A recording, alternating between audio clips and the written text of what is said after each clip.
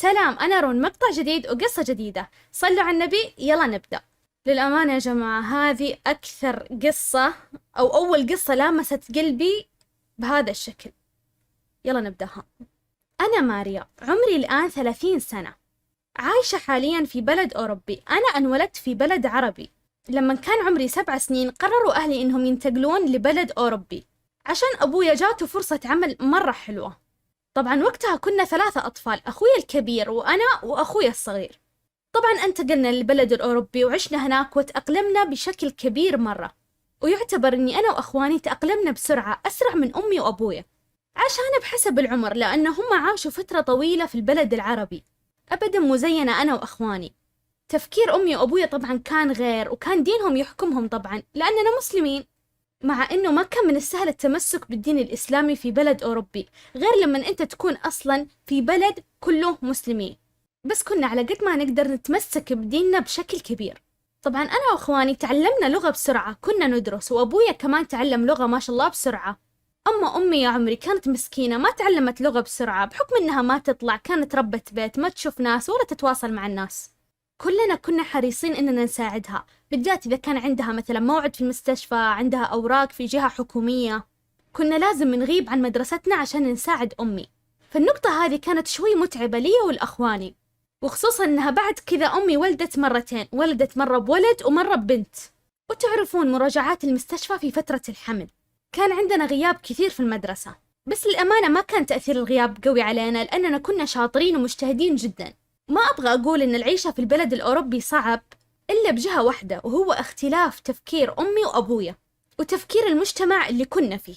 دائما كنا أنا وأخواني نتكلم في هذا الموضوع واختلاف التفكير. للأمانة أنا وأخواني كان عندنا صداقات كثيرة من نفس البلد اللي عايشين فيه، وكمان عندنا صداقات عربية. كنا نشوف ناس غير وتفكير غير، وناس تعيش حياة ثانية غير الحياة اللي عندنا في البيت. لأن أمي وأبويا كانوا متشددين علينا مرة، لدرجة أنه ممنوع نتكلم في البيت لغة غير اللغة العربية، وإذا تكلمنا بلغة ثانية غير العربي كنا ننضرب. بس إذا كنا نبغى نشوف إيجابيات وسلبيات الموضوع، لا، إحنا كنا عايشين مرة كويس. كان أبويا يشتغل وما كان يقصر علينا بشيء أبدا. كنا كل صيف لازم نروح البلد تبعنا الأصلي ونصيف هناك مع العيلة. للعلم أعمامي وعماتي كلهم كانوا عايشين برا بلدهم الأصلي زينا في نفس البلد الأوروبي اللي كنا فيه، بس كل صيفية لازم نجتمع سوا. يلا هنا يبدأ الأكشن. طبعا أنا لما كبرت وأخواني كمان كلنا عارفين إحنا إيش بلدنا وإيش ديننا، وكمان احتراما لأمي وأبويا ما كنا نسوي أي شيء غلط. حتى إذا كان صحباتي مسوين حفلة أو أخواني عندهم أخوياهم مسوين جمعة، ما كنا نروح إلا إذا كانت الحفلة أو الجمعة في الصباح أو في النهار. في الليل مستحيل نروح، هذه كانت قوانين أمي وأبويا، ممنوع أبدا نروح في الليل. وأكيد طبعا بحكم ديننا أهلي كانوا رافضين إني أنا مثلا يكون عندي صاحب أو أخويا تكون عنده صاحبة، وكانوا أهلي لسه متمسكين بدا الشيء، ودا الشيء مرة حلو. وأنا أصلا كنت أدرس ومرات أشتغل مع إنه كان عمري مرة صغير، بس طلبت من أبويا إني أشتغل. أنا كذا كنت أحب إني أكون مستقلة، فبدأت أشتغل من وأنا عمري 15 سنة. كنت أشتغل وأدرس، فما كان عندي أي وقت أبدا للطلعات والجمعات.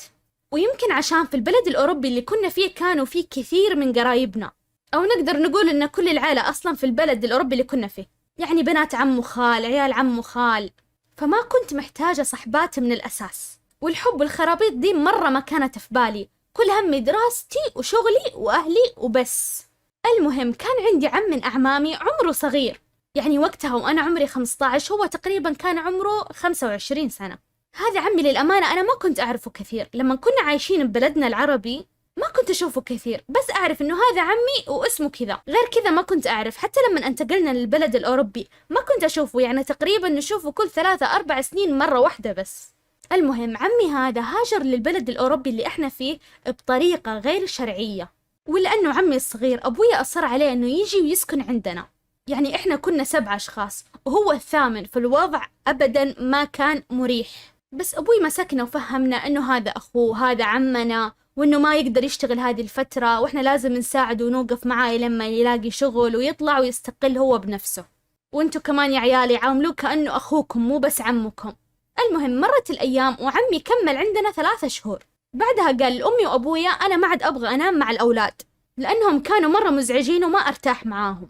فقال لهم إنه يبغى ينام في غرفتي أنا وأختي الصغيرة، وأبوي ما عارض، قال خلاص روح نام في غرفة البنات. للأمانة أنا كنت مرة مبسوطة لأن عمي بينام عندي، يعني جاء في بالي وناسة وضحك عمي، بنجلس نسولف ونسهر ونفل أمها. جاء عمي ونام عندنا وإحنا مسكرين الباب. طبعا أنا نايمة في سرير أختي، أنا وأختي نايمين في سرير وخليناه هو ينام في سرير لحاله.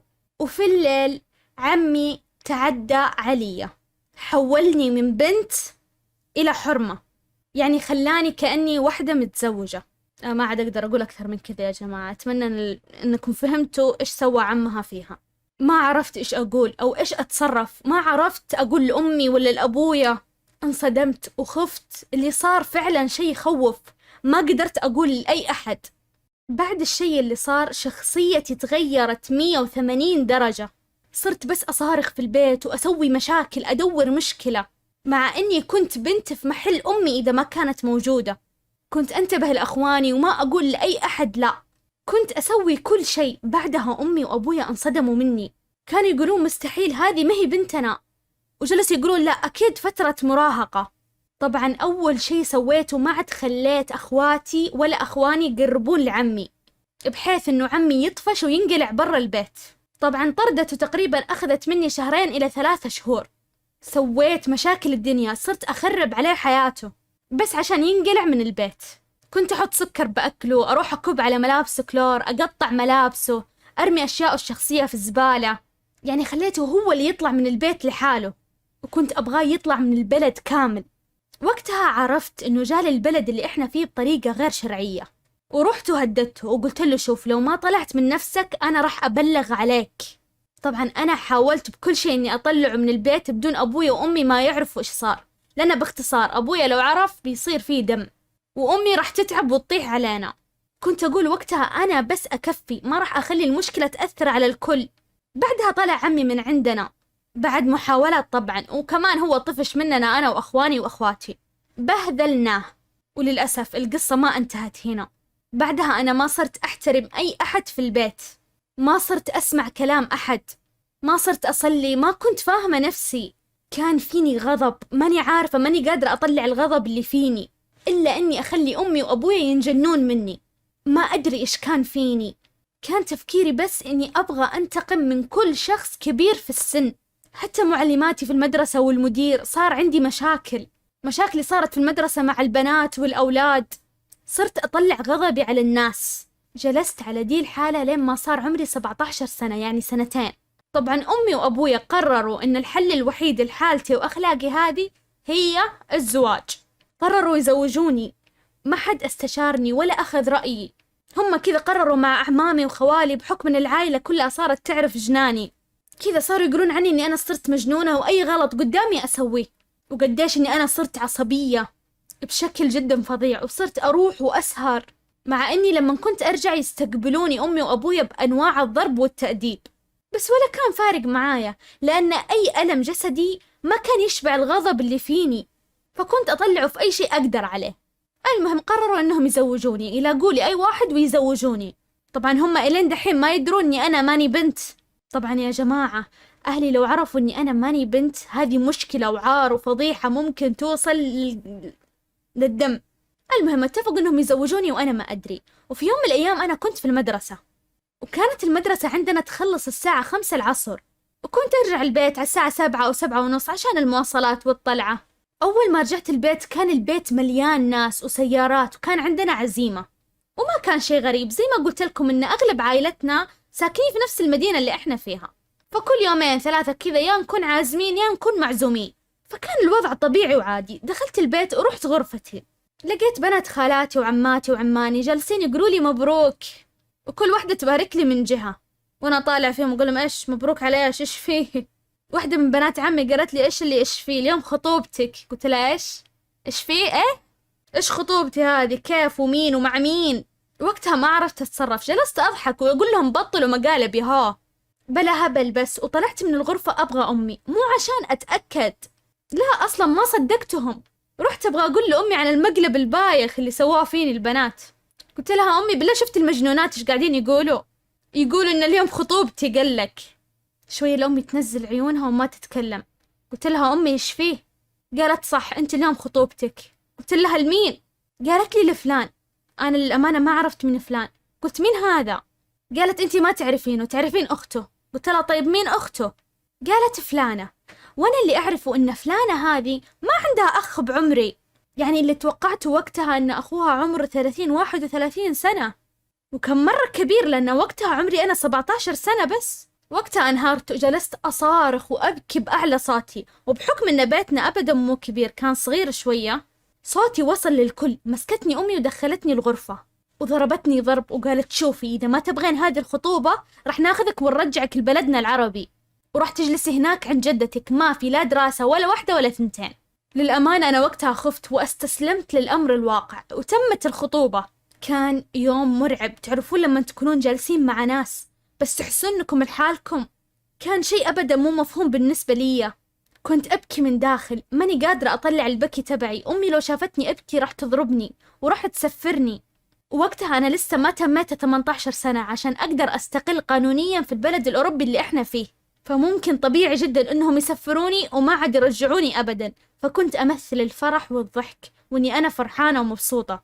وجاء العريس وأنا كأن إحساسي أحد يطعن قلبي بسكين. شوية ويغمى علي، حتى ما قدرت ألبس. خالاتي اللي لبسوني وسووا شعري سووا لي الميك اب، ما كنت قادرة أحرك أي شيء من جسمي. أخذوني وجلسوني مع الناس، حتى الخواتم لما جينا نبغى نلبسها أمي اللي لبستني هي. كنت في حالة صدمة، ما كنت عارفة كيف أقدر أخارج نفسي من ذا الموضوع. طبعا بعدها أمي وأبويا قالوا خلاص ما عاد في مدرسة. طبعا هذا ما كان قرارهم، كان قرار خطيبي الجديد. قال لهم أنا خلاص ما عاد أبغاها تكمل دراسة ولا تطلع من البيت، وأبغاها تتحجب. وأنا طبعا جلست في البيت وأخذوا جوالي. طبعا كانوا خايفين إني أهرب، أخذوا مني كل شيء وخلوني في البيت.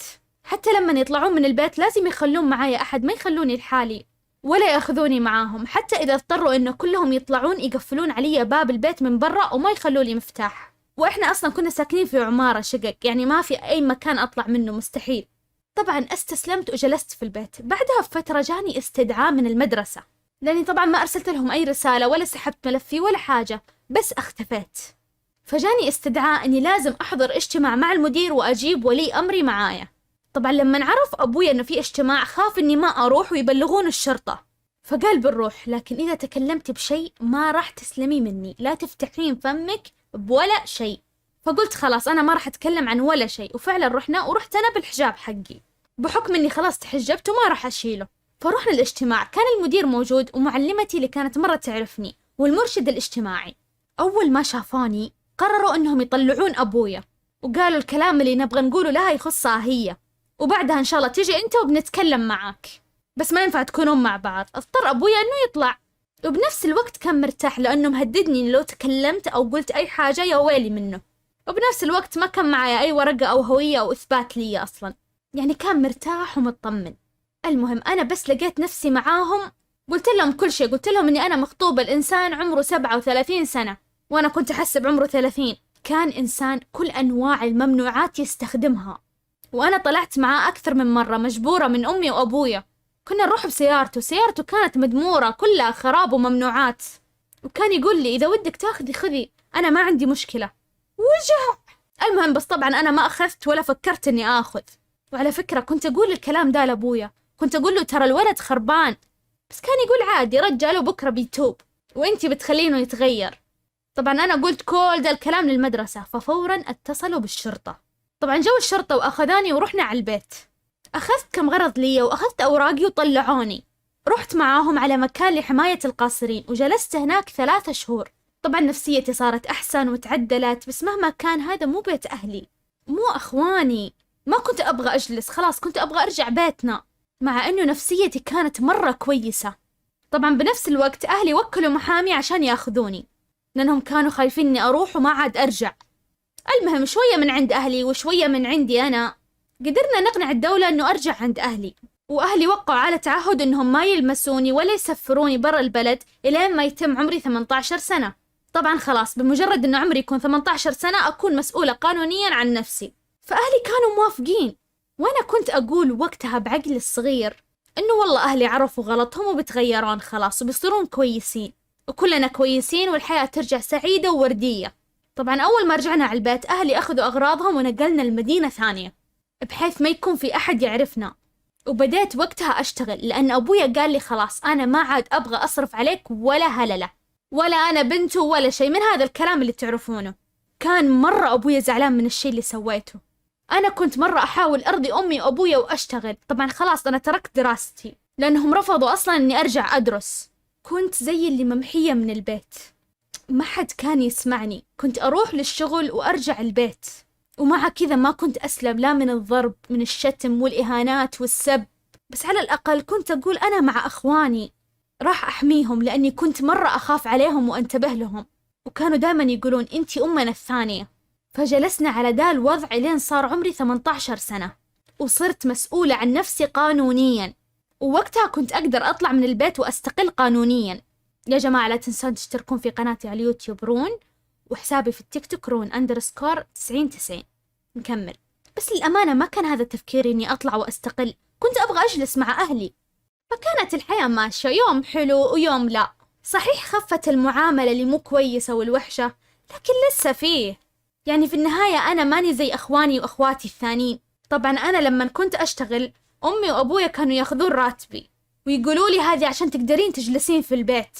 فصرت أطالب شوية من الفلوس، فلوس من تعبي هذه. يعني بالعربي كنت أطلب مصروف عشان أقدر أشتري الأشياء اللي بخاطري. فلما صرت أطالب بمصروف حالي حال أخواني، صارت مشكلة طويلة عريضة، مشكلة كبيرة مرة، وطردوني من البيت.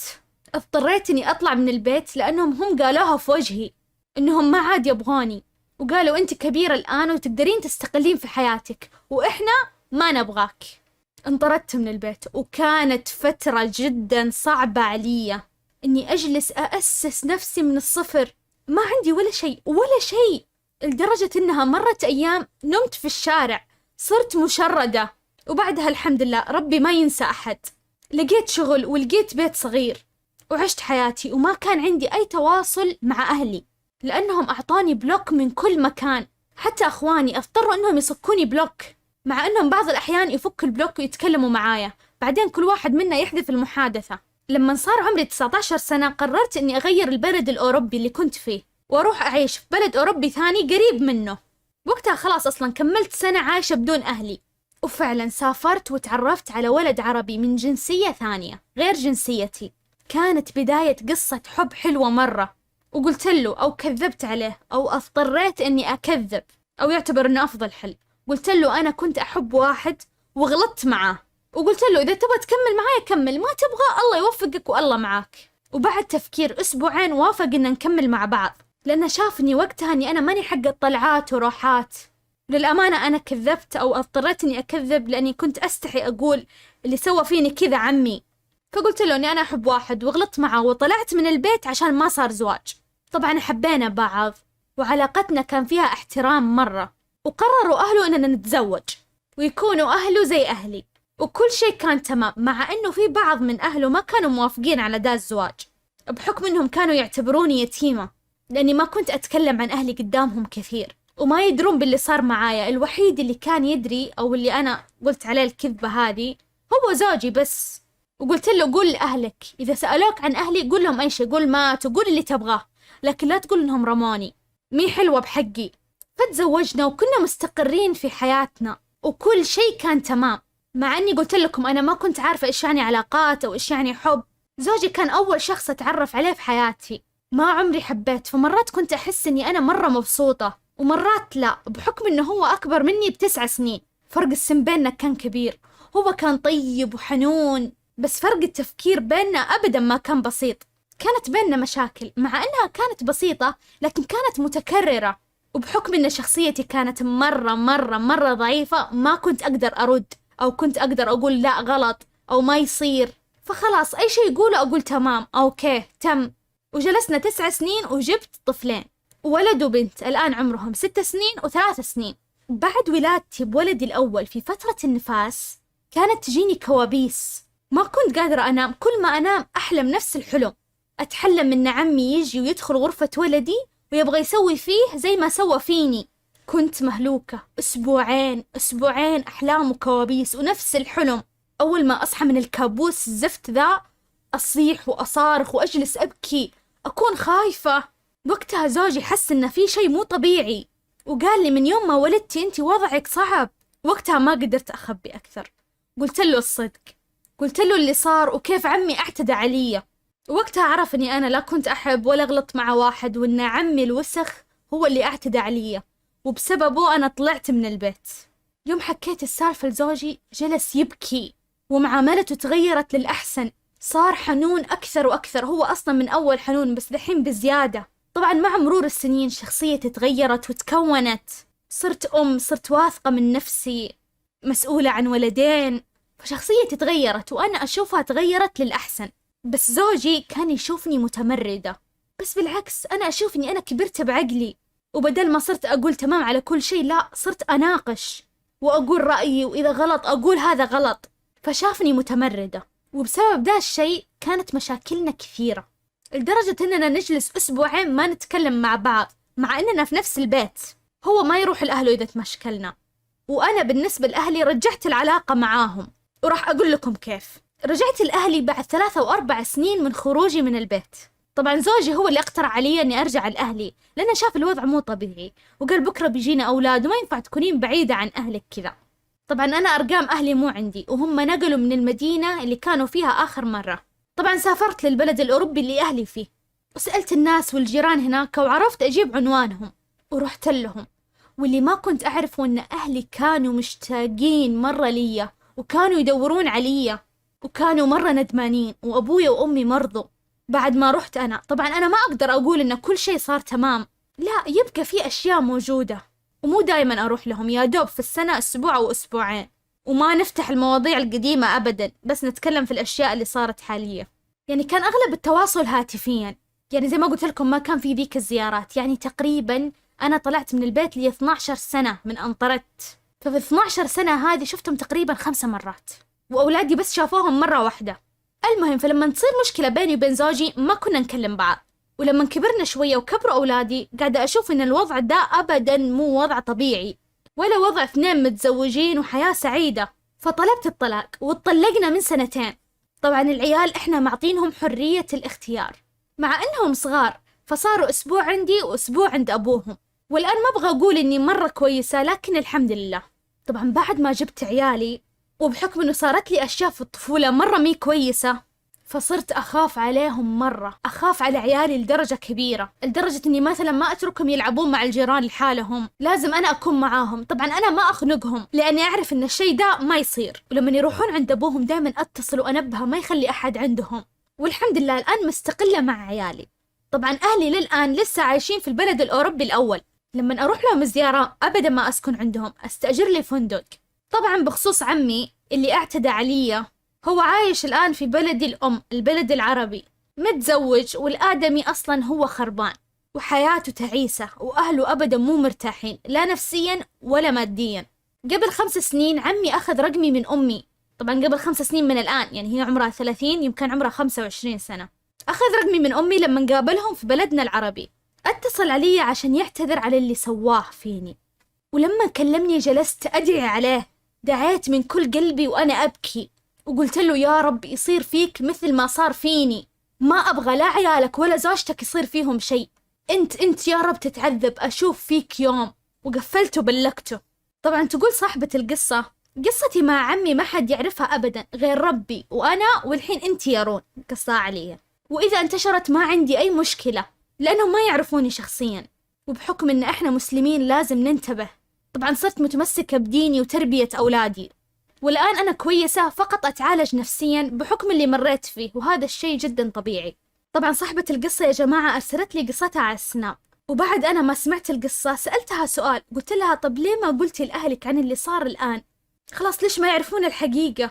قالت لأن الهرجة صار لها الآن 15 سنة، لو قلت لأهلي ممكن أبويا يصير فيه شيء وأعذبهم أكثر، وأحس إنه شيء أناني لأني أنا بتعبهم وأرتاح. أنا ما أبغى كذا، أنا تحملت كل هذه السنين وأقدر أتحمل.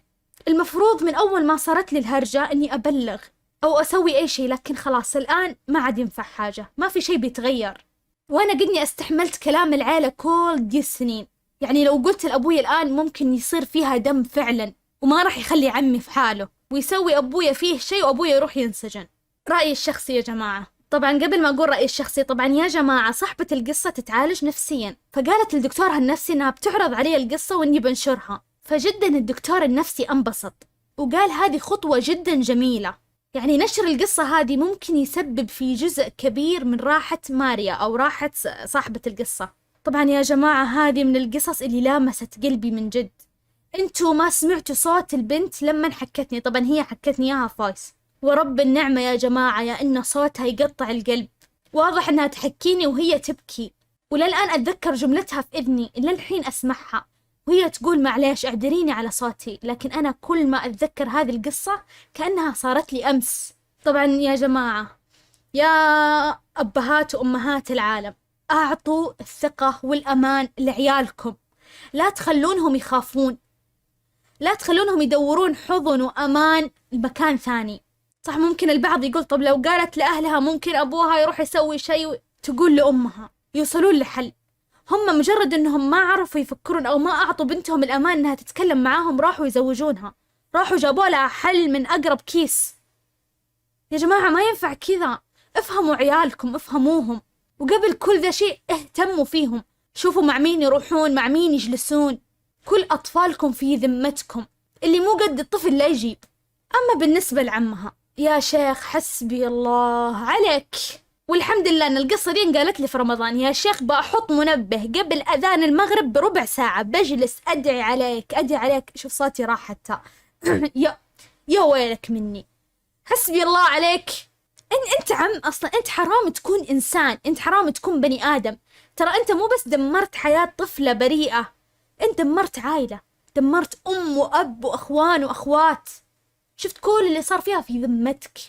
أنت حرام أصلا تتزوج وتجيب عيال، وربي المفروض بناتك يتغطون منك، استغفر الله العظيم. العم المفروض يكون سند، يكون أمان. أنت يا رب يا رب يا شيخ، يا رب جهنم، مشويات في جهنم وجهه ظهر. يا حياة حسبي الله فيك يا كلب. تعرفون إيش يعني السالفة لها 15 سنة ولين الآن الآدمية متأثرة منها، وهذا الشيء ممكن يأثر على أولادها، حتى خوفها إلى الآن بشكل غير طبيعي على أولادها، أحلام للحين تتحلم وكوابيس. تقولي لا الآن يا رون أنا أتحلم وتجيني كوابيس بسبته، أتحلم فيه ما أعرف كذا بخاطري توصل له القصة. إذا وصلت لك القصة في يوم من الأيام وعرفت إنه هذا أنت اللي نتكلم عنه، عليك هي شيلها. شوفوا يا جماعة، أنا ما بقول لكم لا اشتركوا ولا خاتمة، شيء واحد تحسبوا عليه، بس تحسبوا، لا حد يسب عشان ما ياخذ إيش، ما ياخذ ذنوب حسناتكم، بس قولوا حسبي الله ونعم الوكيل، الله يحاسبه. بس كذا أبغى كل الكومنتات حسبي الله ونعم الوكيل. وعلى فكرة ماريا بتشوف كل التعليقات حقتكم كلها، بتشوفها وبتقراها. أبغى دعاوي جميلة لها، أبغاها لما تقرأ الكومنتات كذا يجيها راحة نفسية، أبغاها ما تندم إنها جت وخلتني ألقي لها قصتها، لأن هي واثقة فيني وواثقة فيكم. أبغى كل الكومنتات بغض النظر عنكم تتحسبون عليه، أبغى كومنتات حلوة لها هي. يعني يا جماعة ترى الشيء اللي بنسويه لها كمان بيعدل في نفسيتها، بيخليها أحسن. على فكرة هي أم عظيمة جدا، ولما كانت تسجل لي فويس في البداية كان أولادها جنبها، الله يحفظهم ويخليهم لها يا رب، ويرزقك برهم يا ماريا يا رب. وأتمنى من كل قلبي إن إلقائي أعجبك ونال على إعجابك. ما أبغى أختم، قلت بدون خاتمة لكن يلا نختم. وبس هنا يكون وصلنا لنهاية فيديو اليوم. إذا عجبكم المقطع لا تنسون تضغطون على زر اللايك وتشتركون في القناة. مواقع التواصل حقتي تحت في الديسكريبشن.